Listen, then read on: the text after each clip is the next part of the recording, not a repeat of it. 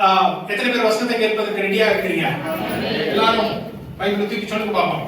இது தேவனுடைய வார்த்தை, இதை இன்று கேட்டு நடப்பேன், நாளை ஆத்துமாவும் வாழ்வும் சுகமாய் இருக்கும். அல்லேலூயா. எத்தனை பேர் விசுவாசிக்கிறீங்க? அல்லேலூயா.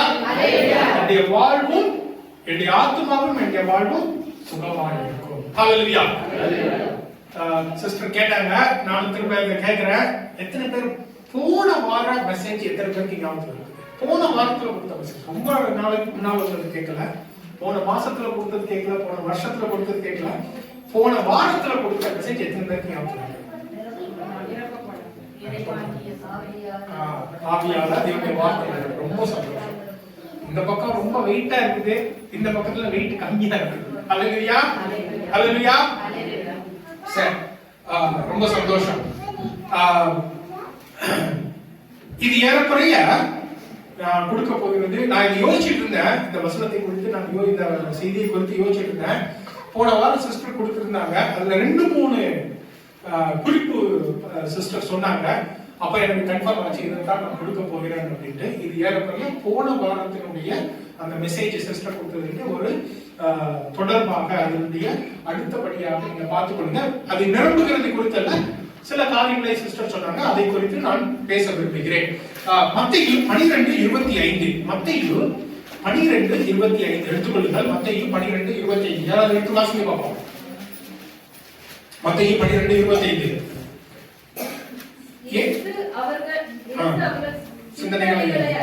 அவர்களை நோக்கி, தனக்கு தானே விரோதமாய் பிரிந்திருக்கிற எந்த ராஜ்யமும் பாழாய் போகும், தனக்கு தானே விரோதமாய் பிரிந்திருக்கிற எந்த பட்டணமும் எந்த வீடும் நிலையில் இருக்க மாட்டாது. அல்லேலூயா. இது இயேசு கிறிஸ்துவானவர் கொடுக்கின்றதான ஒரு மிகப்பெரிதான எச்சரிக்கையாக இருக்கிறது. ஒரு எச்சரிக்கையாக அவர் சொல்கிறார். என்ன சொல்றாரு? விரோதமாய் பிரிந்து இருக்கிற ராஜ்யம் பாழாய் போகும், பாழாய் போகும். அதாவது போன வாரத்துல சிஸ்டர் பேசும்போது சொன்னாங்க, நீங்க யூடியூப்ல பாத்தீங்கன்னா நிறைய பலவிதமான நல்லபடியான செய்திகள் எல்லாம் வருது. ஆண்டவரை குறித்ததான, பைபிளை குறித்ததான நல்ல பல செய்திகள் இருக்குது. ஆனா இதற்கு மத்தியில் ஒரு ஊழியக்காரரை தாக்கி இன்னொரு ஒரு ஊழியக்காரர், ஒருத்தருக்கு எதிராக இன்னொருத்தர் சபைகளை குலைப்பது, வீடுகள் குடும்பங்களை குலைப்பது, இப்படிப்பட்டதான பல செய்திகள் வருகின்றன. அதுவும் நல்லா இருக்கின்ற பால் தினகரன், டிஜிஎஸ் தினகரன், மோகன் சீனிவாசரஸ், இவங்க எல்லாரும், ஜான் ஜெகத்ரன், எல்லாரும், ஜெகராஜ், இவங்க எல்லாருக்கும் எதிராக நான் சமயமே கேட்டிருக்கிறேன். கேட்கும் பொழுது மிகவும் மனசு கஷ்டமா இருக்கும். இங்க ஆண்டவர் என்ன சொல்றாரு? பிரிந்திருக்கிற ராஜ்யம் பாழாய் போகும், பிரிந்திருக்கிற ராஜ்யம் பாழாய் போகும். அதாவது நம்ம வரலாற்று கிளாஸ் எல்லாம் படிச்சிருப்போம் சின்ன வயசுல. சேரர், சோழர், பாண்டியர் ஞாபகம் இருக்குங்களா? யாருக்காது ஞாபகம் இருக்குங்களா? அவன் மட்டும்தான் நீ படிச்சிருக்கியா? லிஸ்ட்ல படிச்சிருக்கியா? ரொம்ப சந்தோஷம். நாம எல்லாம் படிச்சிருப்போம். அதுல ஒரு ராஜா இன்னொரு ராஜாவை தோக்கடிச்சிருவாரு. தோக்கடிச்சுட்டா அந்த ராஜா போய் ஒரு 10 வருஷம் கழிச்சு இன்னொரு ஒரு படையை திரட்டி வந்துடுவார். சரிங்களா? அப்ப தோற்கடிக்கப்படுவது என்பது வேறு. இங்க என்ன சொல்றாரு ஆண்டவரே? பாழாய் போகும். பாழாய் போகும்னா என்ன அர்த்தம்? திரும்ப வர்றதுக்கு சான்ஸே இல்ல, முடியாது, அழிந்து போயாச்சு, ஒண்ணும் இல்ல, ஒரு வாரிசு கூட இல்ல, ஒரு அதற்குரிய அடையாளமே இல்ல, அப்படிப்பட்டதாய் போய்விடும். இன்னைக்கு நம்ம இந்தியாவை பத்தி தான் நான் சொல்றேன். எனக்கு இந்தியாவை பத்தி தான் அவ்வளவா தெரியும், அதனால இந்தியாவை பத்தி தான் நான் சொல்றேன். கிறிஸ்தவத்துக்கு ஏகப்பட்ட சவால்கள் இருக்கிறது, சோதனைகள் இருக்கிறது. இந்தியாவுல வெளியே இருந்து, அதாவது கிறிஸ்தவ மக்கள் அல்லாத, சபையில இல்லாத மக்களை வைத்து பலவிதமான சோதனைகள் இருக்கிறது, பிரச்சனைகள் இருக்குது. அப்ப நாம அதெல்லாம் தாங்கணும், நாம தான் அதெல்லாம் எதிர்த்து நோக்கணும். ஆனா இங்க என்ன ஆகுது? நாம் என்ன பார்க்கிறோம்? சபைக்குள்ளாக விரோதம், சபைக்குள்ளாக பிரிவு, சபைக்குள்ளாக சண்டை சச்சரவு வருகின்ற பொழுது என்ன சொல்றார் ஆண்டவரே? பிரிந்திருக்கிற எந்த ஒரு தேசமோ, பிரிந்திருக்கிற எந்த ஒரு நாடோ என்னவாயிருமா தோற்கடிக்கப்படும் ஆண்டவர் சொல்லல. தோற்கடிச்சா 4 நாள் கழிச்சு வந்துடலாம். இந்த வருஷம் இல்ல அடுத்த வருஷம் நம்ம வந்துடலாம். ஆண்டவர் என்ன சொல்றாரு? பாழாய் போகும். கிறிஸ்தவம் இந்தியாவிலே பாழாய் போகும். ஒண்ணுமே இல்ல, கிறிஸ்தவம் அப்படிங்கிற ஒன்றே இந்த இந்தியாவில் இல்ல அப்படிங்கிற மாதிரி போய் அப்படிப்பட்டதான ஒரு எச்சரிக்கையை ஆண்டவர் கொடுக்கின்றார். பிரிந்திருக்கின்ற எந்த ராஜ்யமும் பாழாய் போகும். அப்போ நீங்க என்ன கேட்கணும் உங்களுக்குள்ள, நான் எந்த இடத்துல இருக்கேன்? நான் கிறிஸ்துவ வளர்வதற்கு நான் எந்த இடத்துல இருக்கிறேன்? அப்போ வளர்வதற்கு நான் ஒரு விதை போடுகிறேனா, வளர்வதற்கு தண்ணி ஊத்துறேனா, வளர்வதற்கு காரியங்களை செய்கிறேனா, அது பாழாய் போவதற்கு காரியங்களை செய்கிறேனா? நீங்க சொல்ல நானா அப்படிலாம் சொல்றது இல்ல பிரதர், நீங்க அந்த மாதிரி வீடியோ கேட்டாலே அது செய்யலாம். புரியுதுங்களா? அதை பற்றி மற்றவங்க பேசினாலே அதுதான். அப்போ நீங்க கிறிஸ்துவம் வளர்வதற்காக காரியங்களை செய்கிறீர்களா, கிறிஸ்துவம் பாழாய் போவதற்கான காரியங்களை செய்கின்றீர்களா? அப்ப இதைத்தான் நம்ம பார்க்க போறோம். எதற்காக இது நடக்குது, எப்படியாக நடக்குது, நாம என்ன பண்ணணும்? சபைகளுக்குள்ளாக ஒரு 10 பேர் இருந்தோம்னு வச்சுக்கோங்களேன், ஏதாவது ஒரு மனக்கசிவு, ஒரு பிரச்சனை கட்டாயமா அது வரும். அப்படிதானே? ஒரு 10-15 பேர் இருந்தோம் அப்படின்னு சொன்னா கட்டாயமாக ஏதாவது ஒரு மனக்கசிப்பு, நீ சொன்னது எனக்கு பிடிக்கல, நான் சொன்னது உனக்கு பிடிக்கல, கட்டாயமா வரும்.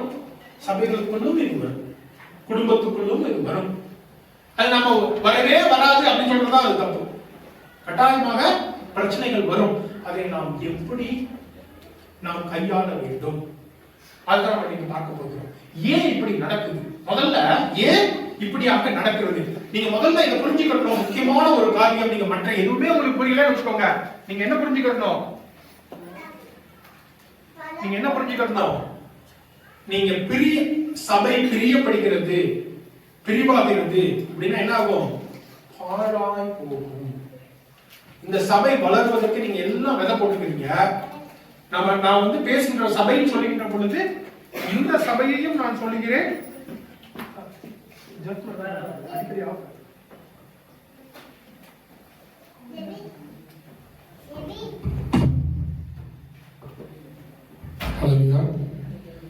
அப்போ நான் சபை அப்படின்னு சொல்லுகின்ற பொழுது இந்த சபையும் நான் சொல்லுகிறேன், ஐபிஏ பெத்தேல் இந்த சபையும் நான் சொல்லுகிறேன், பொதுவான சபையையும் நான் சொல்லுகின்றேன். இந்த கிறிஸ்தவம் அப்படிங்கிற கிறிஸ்தவ சபை அப்படிங்கிற பொதுவான பஞ்சுகுலால இருக்கிற சபை, ஹரியானாவில் இருக்கிற சபை, இந்தியாவில் தேசத்தில் இருக்கிற சபை, பொதுவாகவும் நான் சொல்கிறேன். இரண்டுக்கும் இது பொருந்துமாக இருக்கிறது. நீங்க எல்லாரும் சபை வளர்வதற்காக பலவிதமான காரியங்களை நீங்க பண்ணியிருக்கிறீங்க. அப்ப நாம இதுல கேர்ஃபுல்லா, நாம இதுல ஆண்டவர் வந்து இதெல்லாம் எச்சரிக்கல அப்படின்னு சொல்லவே முடியாது. எல்லா விதத்திலும் சொல்லி இருக்கிறார். ஓநாய்கள் வரும், ஆண்டவர் சொல்லி இருக்கிறார், ஓநாய்கள் வரும். நாம என்ன தெரியுமா, கண்ணை மூடிக்கிட்டு ஒண்ணுமே இருக்காது அப்படின்னு நம்ம நினைச்சுக்கிறோம். சின்ன பிள்ளைங்க பிறந்த உடனே நீங்க பாத்தீங்க அப்படின்னா, எத்தனை பேர் பாத்துருக்கீங்கன்னு தெரியல, நீங்க எல்லாரும் விளையாண்டுருப்பீங்க உங்க பிள்ளைங்களோட.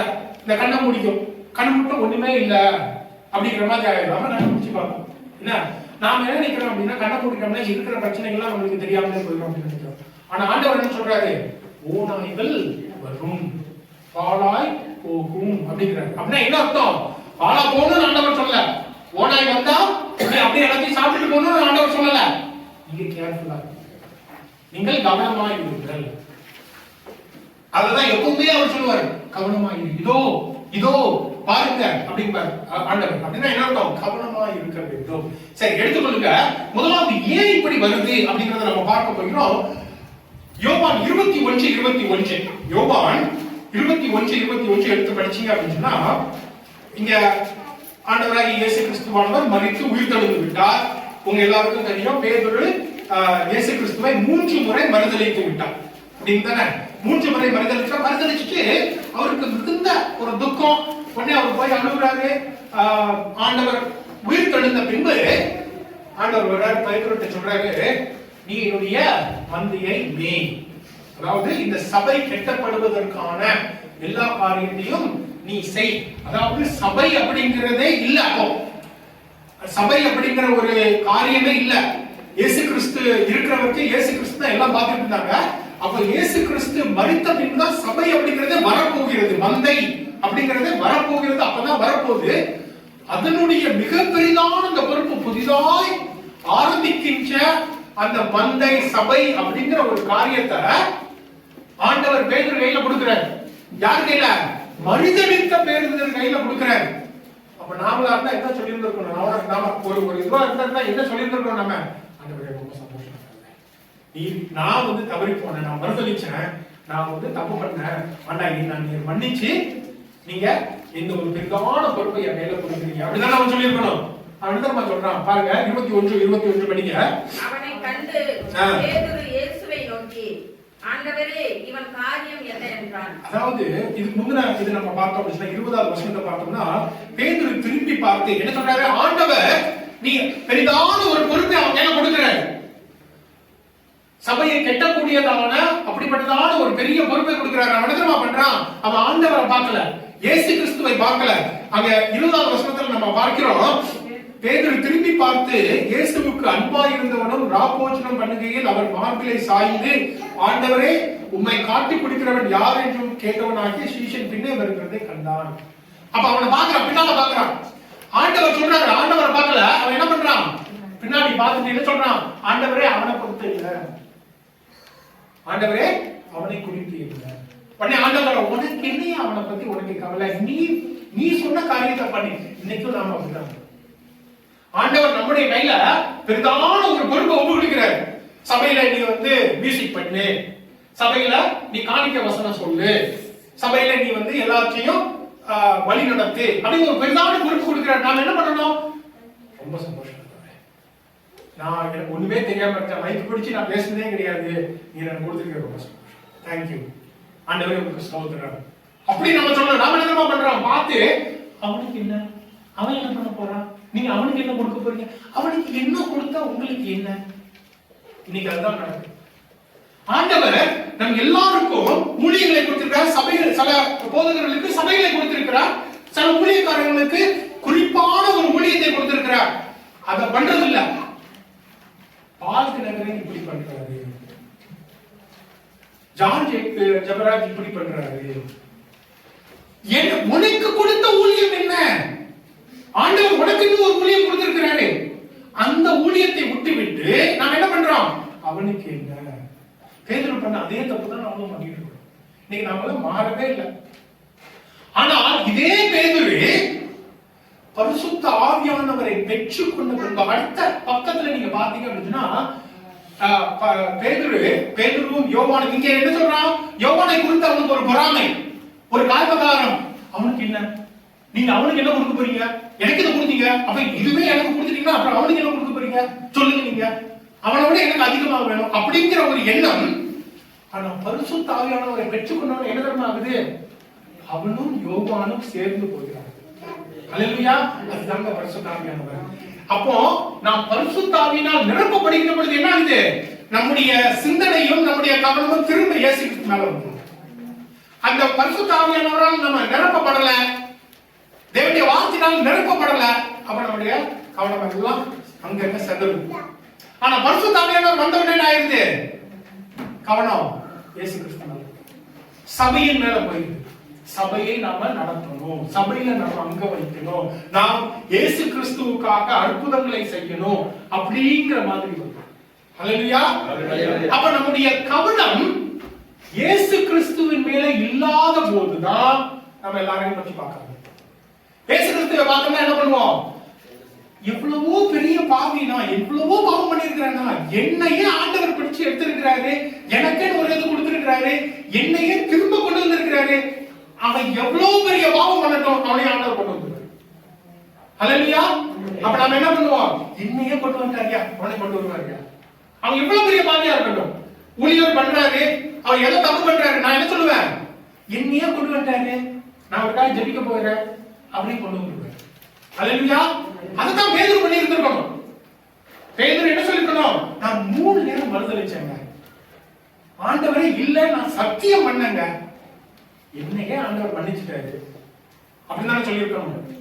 அவன் என்ன கேட்கிறான்? அவனுக்கு என்ன? இன்னைக்கு அப்படிதான் இருக்கு. அவனுக்கு என்ன? நம்ம ஒரு பாட்டு இருக்குது, இயேசுவை பின்பற்ற நினைத்தேன், உலகமும் பின்னே சிலுவையும் முன்னே அப்படின்னு நம்ம ஒரு பாட்டு பாடுவோம். அந்த சிலுவையும் முன்னே, அந்த சிலுவை நமக்கு முன்னால இருக்கணும். சிலுவை மட்டும்தான் முன்னால இருக்கணும். நாம இன்னைக்கு என்ன பண்றோம்? சிலுவைக்கும் நமக்கும் இடையில பலவிதமான காரணங்களை கொண்டு வந்துகிறோம், பலவிதமான காரியங்களை கொண்டு வந்துகிறோம். அதுதான் பிரச்சனை. நம்ம திரும்ப திரும்ப உலகத்தை பார்க்கிறோம். உலகத்துல என்ன நடக்குது, மற்றவங்க என்ன பண்றாங்க, எங்க அண்ணன் என்ன பண்றான், எங்க சித்தப்பா என்ன பண்றான், எங்க சித்தி என்ன பண்றாங்க, அதையே நம்ம பார்த்துட்டு இருக்கோம். அதனாலதான் நம்ம முன்னேற முடியல. சிறகுகளை அடித்து பறக்கும் காலம். உங்களை எது பிடிச்சிட்டு இருக்குதுன்னு நீங்க பார்க்கணும். உங்களை எது பிடிச்சு கீழே வச்சிட்டு இருக்குது நீங்க பார்க்கணும். நீங்க உலகத்தையே பார்த்து பார்த்து பார்த்து பார்த்து நீங்க பறக்க வேண்டிய அந்த காலத்தை விட்டு விடுகிறீங்க. நீங்க அதே சேவலோடையே இருந்துட்டு குத்திக்கிட்டே குத்திட்டு இருந்தீங்கன்னா என்ன ஆகும்? நீங்க உங்களை ஆண்டவர் கழுகு மாதிரி வச்சுட்டாரு. நீங்க என்ன பண்ணிட்டு இருக்கீங்க? குத்திக்கிட்டே இருக்கு. நீங்கள் கல்வி போல பறக்கின்ற காலம். அதை விட்டுட்டு நீங்க அந்த சிலுவையை நோக்கி பார்க்கும் பொழுது அப்படி பறக்க முடியும். பரிசுத்த ஆவியினால நிரப்பப்படுகின்ற பொழுது அப்படி நீங்க பண்ண முடியும். அப்படி இல்லாத போது என்ன ஆகுது? உங்களுக்கு இந்த மாதிரியான பிரச்சனைகள், பாழாய் போகின்றதான காரியங்களை நீங்கள் பார்க்கிறீர்கள். அல்லேலூயா. அப்ப நாம அதைத்தான் நம்ம பார்க்கணும். நாம் எப்படி வந்திருக்கிறோம்? நாம சொல்லலாம், நான் சர்ச் இல்லாம நான் நார்த் இந்தியா வந்தேன், இன்னைக்கு எனக்கு ஆண்டவர் சபை கொடுத்திருக்கிறார். நான் ஒண்ணுமே இல்லாம வந்தேன், அதான் யாக்கோபு சொல்வாரு, நான் ஒண்ணு இல்லாம வந்தேன், இன்னைக்கு 2 பரிவாரங்களோடு நான் இருக்கிறேன். அவர் சொல்லல ஈசாயோடு என்ன அதிகமா நடத்தி இருக்கிறாருன்னு சொல்லல. நான் ஒண்ணு இல்லாம வந்தேன், எனக்கு இன்னைக்கு 2 பரிவாரம் இருக்குது. அல்லேலூயா. உங்களை எப்படி ஆண்டவர் ஆசீர்வதிக்கிறார்? உங்களை ஆசீர்வதிப்பதற்கு எத்தனையோ வாக்குத்தத்தங்கள் இருக்குது, எத்தனையோ விதத்துல ஆண்டவர் உங்களை ஆசீர்வதித்து வருகிறார். அதை பாருங்க. நீங்க நேத்து எனக்கு இப்படி இருந்துச்சு, இன்னைக்கு நான் இப்படி இருக்கிறேன். ஆண்டவருக்கு ஸ்தோத்திரம். அது போதும். ஆண்டவர் என்னை இன்னும் நடத்தி வருகிறார். அவர் இன்னும் அதிகமாக என்னை நடத்துவார், என்னை உயர்த்துவார். நான் கர்த்தருக்காக பறப்பேன். அதற்கு ஸ்தோத்திரம். மற்றவங்களை பார்க்காது. இந்த பக்கத்துல வலது பக்கத்துல யாரு, இடது பக்கத்துல யாருன்னு பார்க்க வேண்டிய அவசியம் இல்லை. அதை பார்க்கும் பொழுது உங்களுடைய கவனம், உங்களுடைய கண்கள் சிலுவையை விட்டு பிரியும் பொழுதுதான் இப்படிப்பட்ட எல்லா பிரச்சனையும், இப்படிப்பட்டதெல்லாம் நம்ம பேசணுங்கிற அவசியமே இல்லை. அது எதுக்காக வருதுன்னா, நம்ம 10 கட்டளைகளை பார்க்கலாம். யாத்திராகமம் 20 நம்ம பார்க்கலாம். ஆண்டவர் சொல்வாரு 20:17 நீங்க பாத்தீங்கன்னா, எழுதி வைத்துக் கொள்ளுங்கள். யாத்திராகமம் 20:17, பிறனுடைய வீட்டை இச்சியாதிருப்பாயாக. அதோடு மட்டும் இல்ல, வீட்டை மட்டும் இல்ல, பாருங்க, மனைவியையும் வேலைக்காரனையும் வேலைக்காரியும் எழுதையும் கழுதையும் அவனுக்குள்ள யாரு எதையும் ஒன்றை கூட இச்சையாதே. அவனை நோக்கி பார்க்காத. உனக்கு ஆண்டவர் என்ன கொடுக்கிறாரு? உனக்கு ஆண்டவர் பைக் கொடுத்தாரா? சந்தோஷம். உனக்கு ஆண்டவர் i20 தான் கொடுத்தாரா? சந்தோஷம். ஆண்டவர் உனக்கு BMW கொடுத்தாரா? சந்தோஷம். ஒண்ணுமே இல்லாம வச்சிருக்கிறாரா? சந்தோஷம். எனக்கு ஆண்டவர் என்ன பண்ணியிருக்கிறார்? அதற்கு நம்ம ஸ்தோத்திரம் சொன்னாலே எவ்வளவோ நம்ம சொல்லணும். என் வாழ்க்கையில ஆண்டவர் பண்ணது நான் சாட்சியா சொல்ல ஆரம்பிச்சு நீங்க ஃபுல்லு நான் சொல்லிட்டே இருப்பேன். ஆண்டவர் அவ்வளவு பண்ணியிருக்கிறார். அது மட்டும் போதும். அடுத்தவர்களை நாம் பார்க்கணுங்கிற அவசியமே இல்லை. அல்லேலூயா. ஏன்னா அவர்களுக்கு என்னென்ன பிரச்சனை உங்களுக்கு தெரியாது. நீங்க அவங்கள்ட்ட போய் கேட்டாதான் சொல்லுவாங்க அவர்களுக்கு இருக்கிற பிரச்சனைகளை சொல்லுவோம்.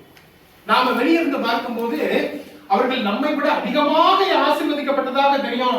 அவங்கள்ட்ட போய் பேசினாதான் தெரியும் அவங்க என்னெல்லாம் கஷ்டப்படுறாங்க. அப்ப மற்றவர்களை பார்க்கணுங்கிற அவசியம் இல்லை. அப்பொழுதுதான் இந்த மாதிரி பிரிகி வினைகளும் இந்த பாழாய் போகிற காரியங்களையும் நாம் செய்ய ஆரம்பிக்கின்றோம். நமக்குள்ளாக பொறாமையும் வீண் பெருமையும் எல்லாம். மூன்றாவது நீங்க பார்த்தீங்க அப்படின்னு சொன்னா, எடுத்து படிங்க ரோமர் 7:15. ரோமர் 7:15 பவுல் அப்போஸ்தலர் இப்படியாக சொல்றாரு, நான் செய்கிறது எனக்கே சம்மதம் இல்லை. நான் செய்கிறது எனக்கே சம்மதம் இல்லை. நான் விரும்புகிறதை செய்யாமல் நான் வெறுக்கிறதை செய்கிறேன். தன்னைத்தானே அவர் ஆராய்ந்து பார்க்கிறார். தேவனுக்கு முன்பாக தன்னைத்தானே ஆராய்ந்து பார்க்கிறார். எனக்கு இது செய்யக்கூடாது, ஆனா நான் அதை செய்யறேன். நான் காலேஜ்ல படிக்கும் போது பாத்தீங்க அப்படின்னா ஓரளவுக்கு நல்லா படிப்பேன். நாங்க காலேஜ்ல ஹாஸ்டல்ல இருந்தோம். எங்களுக்கு மெஸ் இருக்கும். காலையில சாப்பிடறதுக்கு போவோம். நாங்க எக்ஸாம் டைம்ல இருக்கோம். அப்ப எல்லாருக்கும் ஒரே கேள்விதான் இருக்கும். டே படிச்சிட்டியாடா, படிச்சிட்டியா? எனக்கு என்னையும் அறியாமலே படிக்கலாமா? நான் அது வேணும்னு போய் சொல்லணுங்கிறது இல்லம்மா, அப்படியே வந்துடும். நல்லா படிச்சிருப்பேன், ரிவிஷன் எல்லாம் பண்ணிருப்பேன். ஆனா கேட்கும்போது என்ன ஆயிடும்? இல்ல நான் படிக்கல. எனக்குள்ள ஒரு பயம், நான் படிச்சுட்டேன்னு சொல்றேன்னா அவன் வந்து பராமப்பட்டுட்டானா, அதனால நான் எழுத முடியாம போயிடுச்சுன்னா அப்படின்ட்டு நான் என்ன சொல்லிடுவேன்? நான் படிக்கல. எனக்கு ரொம்ப நாளா இது வந்து எனக்கு தெரியவே இல்லை. ஆண்டவருக்குள்ள வந்து பைபிள் படிச்சு அப்ப ஒரு நாள் அதை யோசிக்கும் போது இது நம்ம தப்பு இல்லை. நம்ம படிச்சோம்னா படிச்சோம்னு சொல்லுவோம், படிக்கலன்னு சொல்லுவோம். எதற்காக நான் போய் சொல்றேன்? ஆனால் ஏறக்குறைய எனக்கு 1 வருஷம் ஆச்சு. நான் ஜெபிப்பேன், நல்லா ஜெபிச்சுட்டு போவேன். ஆண்டவரே நான் கரெக்டா சொல்லணும், படிச்சுட்டேன்னு சொல்லணும் அப்படின்னு போவேன்.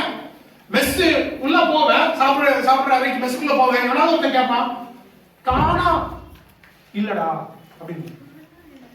அதை சொல்லிட்டு போய் உட்கார்ந்து சாப்பிடும் போது மனசு கஷ்டப்பட்டு நான் சாப்பிடுவேன். ஆண்டவரே நான் இவ்வளவு ஜெபிச்சுட்டு வந்தேன், ஆண்டவரே நான் சொல்லக்கூடாதுன்னு நினைச்சாங்க, போய் சொல்றேன், சொல்லிடுவேன். அடுத்த எக்ஸாம் பண்ணும்போது அதே மாதிரி தான் எனக்கு நான் டிசைட் பண்ணி இது சொல்லக்கூடாது, பொய் சொல்லக்கூடாது, நான் உண்மையதான் சொல்லணும் அப்படின்ட்டு தீர்மானம் பண்ணி நான் போவேன். என்னுடைய மாம்சத்தினாலே அவர் பவுல் என்ன சொல்றாரு? நான் செய்ய வேண்டியதை விரும்புகிறதை செய்யாமல் நான் என்ன பண்றேன்னா செய்ய விரும்பாததை நான் செய்கின்றேன். தன்னைத்தானே ஆராய்ந்து பார்க்கிறேன். அதனாலதான் மற்றவர்களை குறித்து அவன் தப்பு பண்ணா நான் ஆண்டவரை ஜெபிப்பேன். எல்லா சபைகளுக்கு எழுதியிருக்கிற அந்த கடிதங்களை பாருங்கள், நிருபங்களை பாருங்கள். உங்களுக்காக நான் ஜெபிக்கிறேன், உங்களுக்காக நான் ஜெபிக்கிறேன், உங்களுக்காக நான் ஜெபிக்கிறேன். ஏன்? நான் பண்றது எனக்கு தெரியும்பா. நான் செய்ய வேண்டியன்றதை செய்யாம மற்ற காரியத்தை நான் செய்யறேன். என்ன பத்தி எனக்கு தெரியும், நீ அந்த மாட்டான். அப்ப நீ தப்பு பண்ண அப்படின்னு சொன்னா ஆண்டவருக்கு முன்னால போ, நான் உனக்காக ஜெபிக்கிறேன். அப்படிப்பட்டதான ஒரு எண்ணம் நமக்கு இருக்கணும். நாம என்ன பண்றோம்? நான் பண்றது வந்து இப்படி, நான் செய்ய வேண்டியதை செய்யாமல் நான் தவறு பண்றேன், ஆண்டவர்கிட்ட போய் நான் திரும்ப கேட்டேன். ஆனா அவங்க பண்றது தப்பு. அவங்களுக்கு தெரிஞ்சிருக்கணும்ல, அவங்க ஊழியக்காரங்க தானே, அவங்க போதகர் தானே, அவங்க பைபிள் படிக்கிறவங்க தானே, அவங்க எத்தனை வருஷமா ஊழியம் பண்றாங்க, அவங்களுக்கு தெரிஞ்சிருக்க கூடாதா? நாம நமக்கு ஒரு வகையான ஒரு அளவுகோலும் மற்றவர்களுக்கு இன்னொரு வகையான ஒரு அளவுகோலும் இருக்கு. நான் தப்பு பண்றேன்னா என்ன அர்த்தம்? தெரியாம பண்ணிட்டேன், ஆண்டவர் என்ன மன்னிச்சுப்பாரு. ஆனா அவர் பண்ற தப்பு பெரிய தப்பு, ஆண்டவர் மன்னிக்க மாட்டாரு. நமக்கு ஒரு அளவுகோல், மற்றவர்களுக்கு ஒரு அளவுகோல்.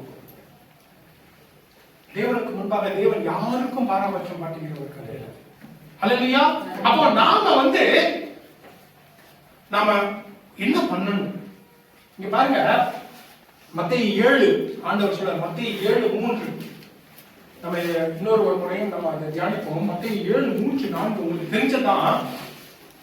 நீ உன் கண்ணில் இருக்கிற உத்தரத்தை பார்க்காமல், உத்தரம்னா என்னது? பெரிதான ஒரு மரம். உங்க கண்ணில் என்ன இருக்குது? பெரிதான மரம் இருக்குது. அந்த ஒத்த கண்ணில் நீங்க பாக்குறீங்க, அடுத்தவங்கள்ல இருக்கிற துரும்பு தெரியுது. உடனே நம்ம என்ன பண்றோம்? உங்க கண்ணில் துரும்பு இருக்குது, ராதாகிருஷ்ணன் உங்க கண்ணில் துரும்பு இருக்குது, ரமணிகா உங்க கண்ணில் துரும்பு இருக்குது, என் கண்ணில் பெரிய உத்தரமே இருக்குது, மரமே என் கண்ணில் இருக்குது, அது எனக்கு தெரியாது. புரியுதுங்களா? அது எனக்கு தெரியல. அடுத்தவங்க பார்த்து உங்களுக்கு அப்படி இருக்குது. ஆண்டவர் என்ன சொல்றாரு? உன் கண்ணில் இருக்கிறத எடுப்பா, உன் கண்ணில் இருக்கிறத எடுத்துட்டு அடுத்தவங்க கண்ணில் இருக்கிறத நீ பார்க்கலாம். ஹல்லேலூயா, ஹல்லேலூயா. உங்க கண்ணில் என்ன இருக்குதோ அதை எடுத்தீங்க அப்படின்னா அடுத்தவங்க கண்ணில் இருக்கிறது நல்லா இருக்கு. ஆண்டவர் அதான் சொல்றாரு. அப்போ நீங்க உங்க கண்ணில் உள்ளதை எடுங்க. நம்ம கண்ணில் எவ்வளவோ இருக்கு, நமக்குள்ளாக நாம இன்னும் வளர வேண்டியது எவ்வளவோ இருக்குது. ஆவியின் கனிகள், அன்பு, அந்த ஒரு காரியம், மற்றதெல்லாம் விட்டுருங்க. நீங்க பின்னால வர்றதெல்லாம் விட்டுருங்க. இச்சையடக்கம், நீடிய பொருள், அதெல்லாம் விட்டுருங்க. நீங்க அன்பு, சமாதானம், சந்தோஷம் இருக்கா? அந்த 3 காரியம், மற்ற காரியங்கள்லாம் விட்டுருங்க. அதை பண்றதுக்கே எவ்வளவோ இருக்குது. அதுல நாம நிறைவேறதுக்கே எவ்வளவோ இருக்குது. நாம எவ்வளவோ பண்ண வேண்டியது இருக்குது. ஆவியினுடைய வரங்கள், ஞானத்தினுடைய வரம், அற்புதத்தின் வரம், குணமாக்குகிற வரம், அதெல்லாம் நமக்குள்ள இருக்குதா? அப்ப நாம அதைத்தான் பார்க்கணும். சிலுவையை நோக்கி நம்ம பார்க்கணும். ஆண்டவர் இன்னும் நான் வளர வேண்டும். நாம் அதை விட்டுட்டோம்னா என்ன பண்றோம்? மற்றவங்களை பார்க்க. அப்ப நம்ம என்ன சொல்றோம், நான் வளர்ந்துட்டேன், நான் ரொம்ப வளர்ந்தாச்சு, அப்ப நான் இன்னும் எல்லாரையும் குறை பார்க்கலாம். அப்ப நமக்குள்ள ஒரு பெருமை, நான் வளர்ந்துட்டேன், அப்ப நான் எல்லாரையும் குறை சொல்லலாம் அப்படின்ட்டு. அல்லேலூயா.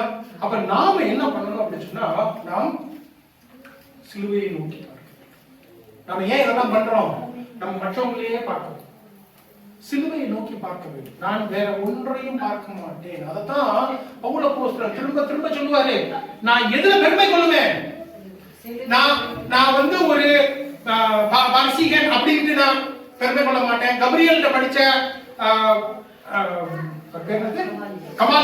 கமாலியல்கிட்ட படிச்சேன் அப்படின்னு நான் பெருமை கொள்ள மாட்டேன். பெஞ்சமின் கோத்திரம், அதனால நான் பெருமை கொள்ள மாட்டேன். எதுல பெருமை கொள்ளுவேன், சிலுவை சிலுவை சிலுவை சிலுவை. அவர் சொல்றாரு, பிலிப்பியர்ல சொல்றாரு, எனக்கு சிலுவையை மட்டுமே எனக்கு தெரிந்து கொள்ளணும், இயேசு கிறிஸ்துவை மட்டுமே தெரிந்து கொள்ளணும். அவர் ஆண்டவருக்குள்ள அவ்வளவு இருந்திருக்கிறார், அத்தனை வட்டங்களாக இருந்திருக்கிறார், எத்தனையோ சபைகளை நிர்வகிச்சிருக்கிறாரு, எத்தனையோ நிருபங்களை எழுதியிருக்கிறாரு. அவர் என்ன சொல்றாரு, எனக்கு இயேசு கிறிஸ்துவையும் அவருடைய சிலுவை மட்டும் தான் தெரியும். அல்லேலூயா. அத்தனை வருஷம் பண்ணி, அவ்வளவு ஊழியம் பண்ணி அவர் என்ன பண்றாரு, எனக்கு இயேசு கிறிஸ்துவையும் அவருடைய சிலுவையை கொடுத்தோம் எனக்கு தெரிஞ்சா போதுதான் உள்ள மாட்டார். அல்லேலூயா. பிலிப்பியர்ல நீங்க படிச்சீங்க அப்படின்னு சொன்னா, அவர் ஜெயில இருக்கிறாரு, அந்த பிலிப்பிய சபை மக்கள் நீங்க எப்படியா இருக்கிறீங்க அப்படின்னு கேட்டிருக்கிறாங்க.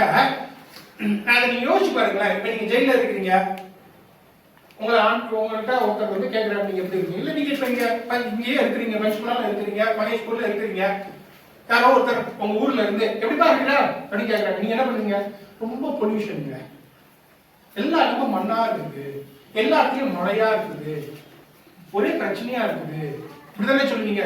பிலிப்பியர்கள் நீங்க படிச்சு பாருங்களேன், அவர் ஜெயில பத்தி ஒண்ணுமே இல்லை, இங்க ஜெயில சின்னதா இருக்குது, என் காலில் எப்பவுமே கட்டு போட்டுருக்காங்க, இங்க அழுக்கா இருக்குது, இது துடைக்கிறதே இல்லை, ஒண்ணுமே அவர் சொல்லல. அவர் என்ன சொல்றாரு, சந்தோஷமா இருங்கள், களி கூறுங்கள். ஜெயில இருக்கிற மாதிரி அவர் பேசுறாரு, ஏதோ ரிசார்ட்ல இருக்கிற மாதிரி பேசிட்டு இருக்காரு அவரு. ஏன் அவர் என்ன சொல்றாரு, எனக்கு என்ன வேணும், அவர் சொல்றாரு, பல மக்கள் பொறாமையினால போதிக்கிறார்கள், என்ன பண்ண பரவாயில்ல, இயேசு கிறிஸ்துவ போதிக்கிறாங்க, சந்தோஷமா இல்லையா அப்படிங்கிறது.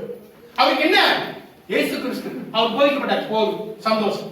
அவன் பொறாமையினால போதிக்கிறான், பரவாயில்ல இருக்கட்டும், இயேசு கிறிஸ்துவனா போதிக்கிறான், சந்தோஷம். அப்படிப்பட்டதான எண்ணம் நமக்கு இருக்கு. அதனாலதான் பவுல் அப்படிப்பட்டதாக பயன்படுத்தப்பட்டார். அப்போஸ்தலர் நடவடிக்கைகளை நீங்க பாத்தீங்க அப்படின்னு சொன்னா, அதுல சொல்லும், சிலர் வந்து சொல்லுவாங்க, இந்த பவுல் போதிக்கிறதான இயேசு கிறிஸ்துவின் நாமத்தினால உன்னை ஓட்டிக்கிறேன் அப்படின்னு பேய் சொல்லுவாங்க. அந்த பேய் சொல்லுவோம், எனக்கு இயேசு கிறிஸ்துவை தெரியும், பவுலையும் தெரியும், நீ யாரு. பவுல் அங்கேயே தெரியப்பட்டவன். ஏன் இப்படிப்பட்டதுனால, அல்லேலூயா. அவன் வேற யாரையுமே பார்க்கல. நீ என்ன பண்ணாலும் ஓகே, இயேசு கிறிஸ்துவை போதிக்கிறியா, இயேசு கிறிஸ்துவை அந்த சபையை விரிவாக்கிறியா, பரவாயில்ல, ஓகே, நோ ப்ராப்ளம். எவன போவ எவன பராம அதெல்லாம் பண்றா, பரவாயில்ல, இயேசு கிறிஸ்துவை போதிக்கிற, ஓகே, நோ ப்ராப்ளம். அந்த எண்ணம் நமக்கு இல்லை. இன்னைக்கு அந்த எண்ணம் நமக்குள்ள இல்லை. சரி, நிறைய பேர் சொல்லுவாங்க, நாம நியாயம் தீர்க்க வேண்டாமா, பைபிள்ல போட்டுருக்குது, நம்ம நியாயம் தீர்க்கலாமே, நம்ம வந்து தெய்வ தூதர்களையே நாம நியாயம் தீர்க்கணுமே, உலகத்தையே நியாயம் தீர்க்கணுமே, அப்ப நாங்கெல்லாம் ஏதாவது ஒரு குறை வருது, குறை கண்டுபிடிக்கிறேன், குறை இருக்குது, நான் என்ன பண்ணணும், நம்ம கேட்கணும். சரியான ஒரு கேள்விதான். இன்னைக்கு சபையில யாரோ ஒருத்தர் தப்பு பண்றாங்க, இந்த ஜோசப் பிரதர் ஏதோ தப்பு, அப்ப நான் என்ன கண்ணை மூடிட்டு போயிருக்கணுமா, நான் என்ன பண்ண வேண்டும், சரியான கேள்வி. சபை வளரும் பொழுது ஏகப்பட்ட பிரச்சனைகள் வரும், மக்கள் தவறு பண்ணுவார்கள், நாம என்ன பண்ண வேண்டும். முதலாவது எடுத்துக்கொள்ளுங்கள், மத்தேயு 5:44. மத்தேயு 5:44. ஆண்டவராகிய இயேசு கிறிஸ்து பேதுருக்கு இப்படியாக சொல்கிறார். என்ன சொல்றாருன்னு அதுல பாருங்க. நான் உங்களுக்கு சொல்கிறேன், உங்கள் சத்துருக்களை சிநேகியுங்கள், உங்களை சபிக்கிறவர்களை ஆசீர்வதியுங்கள், உங்களை பகைக்கிறவர்களுக்கு நன்மை செய்யுங்கள், உங்களை நிந்திக்கிறவர்களுக்காகவும் உங்களை துன்பப்படுத்துகிறவர்களுக்காகவும் ஜெபம் பண்ணுங்கள். இன்னொருத்தர் எடுத்துக் கொள்ளுங்க, லூக்கா 22:31-32. லூக்கா 22:31-32. இத பேதுருக்கு ஆண்டவர் சொல்லிட்டார். பின்னும் கர்த்தர், சீமோனே சீமோனே, இதோ கோதுமையை சுலக்கினால் பிடைக்கிறது போல சாத்தான் உங்களை பிடைக்கிறதற்கு உத்தரவு கேட்டான். நானும் உன் விசுவாசம் ஒழிந்து போகாதபடிக்கு உனக்காக வேண்டுதல் செய்து கொண்டேன், வேண்டிக் கொண்டேன். நீ குணப்பட்ட பின்பு உன் சகோதரரை. ஆண்டவர் என்ன பண்றாரு தெரியுமா? இவன் பண்ண போறான், இவனுக்கு ஒரு சோதனை வரப்போகிறது, சாத்தான் குடைக்க போகிறான். உன்னை என்ன தெரியுமா பண்றாரு? அவனுக்காக ஜெபிக்கின்றார். முதலாவது என்ன பண்றாரு? ஜெபிக்கின்றார். இப்படி வரப்போகுதியா, உனக்கு பிரச்சனை வரப்போகுது. இன்னைக்கு எத்தனை பேரு நம்ம பாஸ்டருக்காக ஜெபிக்கிறீங்க? ஏன்னா பாஸ்டருக்கா, பாஸ்டர் அம்மா, ஊழியக்காரர்களுக்கு வருகின்ற சோதனைகள் ஏகப்பட்ட சோதனைகள் இருக்குது. அவங்களுக்கு சோதனைகள் ஏகப்பட்ட சோதனைகள் இருக்குது. உங்க எல்லாருக்கும் தெரிஞ்சதா, நான் இங்க இருந்ததை விட பாஸ்டரும் பாஸ்டர்மாலும் இங்க உங்க முன்னால அவங்க வளர்ந்தவங்க தான். உங்க எல்லாருக்கும் தெரியும். முதல்ல வந்தபோது பாஸ்டர் சொல்லி இருக்கிறாங்க, முதல்ல வந்தபோது பிள்ளைக்கு பால் கொடுக்கறதுக்கு கூட காசு கிடையாது. அவங்க சொல்லுவாங்க, நான் வந்து இந்த கிரவுண்ட்ல போய் அழுவேன். அப்படிப்பட்ட நேரத்திலே தவறுகள் செய்வதற்கு ஏகப்பட்ட வாய்ப்புகள் இருக்கு. எனக்கு கையில் காசு இல்ல, பிள்ளைக்கு பால் கொடுக்க காசு இல்ல, தவறு செய்வதற்கு பலவிதமான வாய்ப்புகள் இருக்கு. அப்பதான் நம்ம ஜெபிக்கணும். ஆண்டவரே உங்களுக்காக. சிஸ்டர் ஒரு நேரம் சொன்னாங்க, எங்க சிஸ்டருக்கு சொன்ன ஞாபகம் இருக்கா இல்லையா எனக்கு தெரியல. நாங்க அந்த பழைய வீட்டுல இருக்கும்போது சிஸ்டர் ஒரு நேரம் சொன்னாங்க, நான் வந்த புதுசுல தையல்லாம் நாங்க பண்ணோம், ஆனா என்னை அழைத்த ஊழியத்துல இருந்து அது வந்து என்ன சிதறப்பட்ட ஆரம்பிச்சது, என்னுடைய கவனம்லாம் சிதற ஆரம்பிச்சது. அதனால நான் விட்டுட்டேன். ஒரு 100 ரூபாய் கிடைச்சா நல்லது தானே அப்படின்னு சொல்லி பண்ணலாம். அங்கதான் ஞானம் தேவை. சரி பண்ணுங்க, ஆனா என்னுடைய ஊழியத்துல இருந்து அது என்ன, என்னுடைய கவனத்தெல்லாம் சிதறுங்க, ஊழியத்துல என்னால நேரம் செலவழிக்க முடியல, அப்படி அதை பண்ண மாட்டேன். அந்த 100 ரூபாய் வரலனாலும் பரவாயில்ல. அல்லேலூயா. அப்போ ஊழியக்காரர்களுக்கு வருகிற சோதனைகள் ஏகப்பட்ட சோதனைகள். இந்த கோவிட் நடந்துச்சு, கோவிட் நடந்துட்டு அது முடிகிற நேரம் பாஸ்டர் கேட்டாங்க, பிரதர் நீங்க என்ன நினைக்கிறீங்க, நம்ம சபை ஆரம்பிக்கலாமா? ஜூம்லயே பண்ணிட்டு இருக்கிறோம், சபை ஆரம்பிக்கலாமா? ஆரம்பிச்சாலும் குறை சொல்லுவாங்க. ஆரம்பிச்சு ஏதோ யாரோ ஒருத்தருக்கு வந்தவங்களுக்கு ஏதோ ஒரு ஆயிடுச்சு, என்ன பாஸ்டர் கவர்மெண்டே இப்படி சொல்லி இருக்குது, நீங்க ஆரம்பிச்சிட்டீங்க, இப்ப பாருங்க அவங்களுக்கு ஆயிடுச்சு அப்படின்னு சொல்லுவாங்க. ஆரம்பிக்கிறேன்னு என்ன சொல்லுவாங்க, பாஸ்டர் உங்களுக்கு விசுவாசம் இல்லையா பாஸ்டர் சொல்லுவாங்களா இல்லையா? இப்படி பண்ணாலும் சொல்லுவாங்க, அப்படி பண்ணாலும் சொல்லுவாங்க. அப்ப அதுக்குதான் ஞானம் தேவையா இருக்குது. அப்போ நாம வந்து ஊழியக்காரர்களுக்காக நீங்க என்ன பண்ணணும்? ஜெபிக்கணும். நாம வந்து கை காட்டுறது ரொம்ப ஈஸி. போன வாரம் பாஸ்டர் சொன்னாங்க, இப்படி கை காட்டுறது ரொம்ப ஈஸி. அவர்களுக்காக நீங்க ஜெபிக்கிறீங்களா? அவர்களுக்காக நீங்க ஜெபிக்கிறீங்களா? எத்தனை பேர் அவருடைய ஞானத்துக்காக ஜெபிக்கிறீங்க? எத்தனை பேர் அவருடைய பண தேவைகளுக்காக ஜெபிக்கிறீங்க? பிள்ளைகளுக்காக எத்தனை பேர் ஜெபிக்கிறீங்க? அவருடைய ஊழியம் வளரணும் எத்தனை பேர் ஜெபிக்கிறீங்க? இப்ப நம்ம பாஸ்டருக்கு ஜெபிக்கிற மாதிரி எல்லா ஊழியக்காரர்களுக்கும் நம்ம ஜெபிக்கணும். முதலாவது இப்ப இன்னைக்கு பால்தலைக்காரன் எனக்கு ஏதோ ஒரு இது இருக்குதுன்னு வச்சுக்கோங்க, என்னமோ எனக்கு தெரியுது, நான் ஒரு எடுத்துக்காட்டு நான் சொல்றேன்னா எனக்கு ஒரு ஏதோ ஒன்று தெரியுது, நான் என்ன பண்ணுவோம்ல ஜெபிக்கணும். அவருக்கு ஜெபிச்சேன்னா பால்தலைவரை பத்தி நான் ஜெபிச்சதே கிடையாதுன்னு வச்சுக்கோங்க, அவரை பத்தி ஒருத்தவங்க குறை சொல்றாங்க அப்படியா அப்படின்னு கேட்டு போயிட்டே இருக்கும். அவரை பத்தி எனக்கு கவலையே இல்லையா, நான் ஜெபிக்கவே இல்லையா, அப்ப எப்படி நான் அவர் மேல குறை சொல்லலாம்? அவருக்காக ஜெபிச்சதே கிடையாது. இன்னைக்கு அப்படிதான் நடக்குது. யார் யாரெல்லாமோ குறை சொல்றாங்க. நான் காலேஜ்ல படிக்கும் போது அவங்க எல்லாருக்கும் தெரியும், கார்மியால தான் படிச்சேன், டிஜி சர்க்கிள் ஆரம்பிச்ச அந்த காலேஜ். நான் கார்மியால படிக்கும்போது ஒரு நாள் நான் ஆண்டவருக்குள்ள வந்துட்டேன். கார்மியா காலேஜ்ல படிக்கும்போது ஆண்டவருக்குள்ள வந்து பைபிள் படிக்கிறேன், ஜெபம் படிக்கிறேன். ஒரு நேரம் அங்கிள் ஏதோ ப்ரீச் பண்ணும்போது ஏதோ ஒரு என்னதுன்னு எனக்கு இப்போ ஞாபகம் இல்லை, ஏதோ ஒரு தவறு எனக்கு தெரிய வந்தது. உடனே அங்க எனக்கு சீனியர் வந்து வேதா அப்படின்னு ஒருத்தர் இருந்தார். அந்த வேதா எப்படின்னா ஃபர்ஸ்ட் காலேஜில் நடந்த ஸ்ட்ரைக்ல முன்னால நின்று ஸ்ட்ரைக்கை வழிநடத்தின ஆளு அவர் அதுல இருந்து மாறி ஆண்டவர்களாக வந்து ஒரு பெரிதான ஒரு ஸ்பிரிச்சுவல் லீடரா மாறிட்டாரு. அவர்கிட்ட போய் நான் சொல்றேன், அண்ணா என்னங்க டிஜே சங்களே இப்படி பேசுறாங்க, அவருக்கெல்லாம் தெரியாதா இது, எவ்வளவு பெரிய ஊழியக்காரரு, அவருக்கெல்லாம் தெரியாதா? அவர் என்ன நல்லா கேட்டுட்டாரு, அவங்க இதை கேட்டுட்டு இருந்தாரு, சொல்லிக்கிட்டே இருக்கிற வரைக்கும் கேட்டுட்டு இருந்தாரு. கேட்டுட்டு எல்லாம் கேட்டுட்டு சொன்னாரு, சரிடா ஆண்டவர் வந்து உனக்கு பெரிதான ஒரு வெளிப்பாடு கொடுத்திருக்கிறாரு, பெரிய பெரிய ஊழியக்காரங்களுக்கு கொடுக்காத வெளிப்பாடுலாம் உனக்கு கொடுத்திருக்கிறாரு, நீ என்னடா பண்ண? அந்த வெளிப்பாடை வச்சு நீ என்னடா பண்ண? ஊரெல்லாம் டிஜி சங்களை பத்தி குறை சொல்ல போறியா, இல்ல உனக்கு வந்த வெளிப்பாடு சரியான வெளிப்பாடு தானே அப்படின்னு நீ ஜெபிக்க போறியா? ஆண்டவரே பீச் எங்களுக்கு இதை வெளிப்படுத்துங்க அப்படின்னு ஜெபிக்க போறீங்க. சரியான சம்மட்டினால அடிச்ச மாதிரி இருந்துச்சு. அப்பதான் புரிஞ்சுக்கிட்டேன், நமக்கு ஒருவேளை உண்மையாவே இருக்கலாம், அவர் ஒரு ஊழியக்காரர் பண்றது தப்பாவே இருக்கலாம், உங்களுக்கு தெரிய வருது, நீங்க என்ன பண்றீங்க? ஊரெல்லாம் போய் குறை சொல்றீங்களா? இல்ல, அதுக்காக முதல்ல ஆண்டவர் என்ன பண்றாரு? ஆண்டவர் என்ன சொல்றாரு? உனக்காக நான் ஜெபிச்சேன், உனக்கு பிரச்சனை வரப்போகுது, உனக்கு நீ மறுதலிக்க போகிற, உனக்காக நான் ஜெபிச்சேன். இன்னொரு மத்தியில் என்ன சொல்றாரு? எதிரிகளுக்காகவே ஜெபிக்கணுமா? உனக்கு குற்றம் பண்ணுகிற எதிரிகளுக்காகவே ஜெபிக்கணும். அப்ப சபையில் உள்ளவங்களுக்கு எத்தனை பேர் எவ்வளவு அதிகமா ஜெபிக்கணும்? அல்லேலூயா. எதிரிகளுக்கே ஜெபிக்கணும். உனக்கு எதிராய் வேலை செய்கிற, உன்னை குற்றம் கண்டுபிடிக்கிற, நீ கீழே உழணும் வேலை செய்கிற அந்த எதிரிக்கே நீ ஜெபிக்கணும்னா, சபையில கூட வேலை செய்கிற ஊழியம் செய்கிறவங்களுக்கு நீங்க எவ்வளவு ஜெபிக்கணும்? அல்லேலூயா. அதுதாங்க ஆண்டவர் வைக்கிற அந்த ஒரு அளவுகோல். நம்மளுக்கு ஆண்டவர் வைக்கிற அளவுகோல் அப்படிப்பட்டதான. அதாவது நாம என்ன தெரியுமா பண்றோம்? இந்த சமுதாயம் வேற சொல்லும், தேவனுடைய வார்த்தையில நிறைய வாக்குத்தத்தங்கள் இருக்குது, எல்லா வாக்குத்தத்தங்களும் எனக்கு என்னுடைய வாழ்க்கையில ஆம் என்றும் ஆமென் என்றும் வரும் அப்படின்னு நம்ம சொல்றோம். இந்த சமுதாயம் என்னை தாழ்ந்த ஜாதியில உள்ளவன் சொல்லலாம், ஆனா ஆண்டவர் என்ன சொல்றாருன்னா எல்லாரும் சமம் சொல்றாரு, நான் மேல வருவேன், அதெல்லாம் நம்ம சொல்றோம். அப்ப நாம என்ன பண்ணணும்? பைபிள்ல சொல்லி இருக்கிற மாதிரி பண்றோம்.